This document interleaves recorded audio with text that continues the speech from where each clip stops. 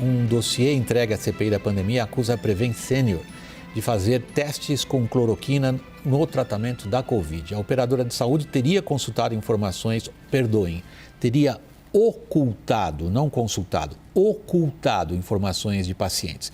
A CNN ouviu a defesa, que diz que foi procurada por uma representante dos médicos antes do documento ser enviado à comissão. Reportagem de Tainá Falcão. Médicos que trabalham ou trabalharam na empresa reuniram uma série de irregularidades e encaminharam o dossiê ao senador Humberto Costa, integrante da CPI da pandemia. Entre as denúncias está a prescrição indiscriminada de cloroquina, azitromicina e ivermectina, o chamado kit Covid, para pacientes associados, até mesmo para quem não tinha sintomas da doença. Inclusive a elaboração de um estudo que demonstrasse a eficácia dos medicamentos. A estratégia, de acordo com a denúncia, seria o governo federal influenciar a população ao consumo dos medicamentos para a cura ou prevenção da Covid-19. Os assessores deveriam se mostrar favoráveis aos novos tratamentos.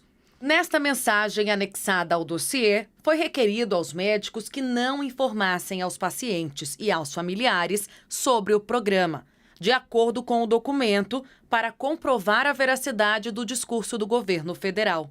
No relato dos médicos, a empresa Vitamed lucrava com a venda de medicamentos e a Prevent Senior com novas adesões ao plano de saúde. Segundo o documento que está sendo investigado pela CPI da pandemia, havia um acordo entre a operadora e assessores do governo federal para parar os ataques do então ministro da Saúde, Luiz Henrique Mandetta, à empresa por causa de mortes em um hospital da operadora. A pesquisa, que chegou a receber o apoio do presidente Jair Bolsonaro numa rede social, foi usada pelos defensores da cloroquina para justificar a prescrição do medicamento. Os médicos relatam que em 12 dias de pesquisa, aproximadamente 700 pacientes passaram pelo estudo. À medida que a situação se agravava em consequência do ciclo da doença, mais pacientes morriam, enquanto, segundo o relato, eram divulgadas informações falsas sobre o sucesso do tratamento.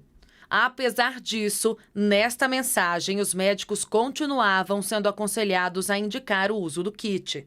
Evidências científicas comprovam que a cloroquina não é eficaz para a prevenção ou tratamento da Covid-19. O diretor da Prevent Senior, Pedro Batista Júnior, deveria ter comparecido à CPI da pandemia nesta quinta-feira, mas alegou falta de tempo hábil, porque foi notificado com menos de 48 horas de antecedência, o que contraria o Código de Processo Civil.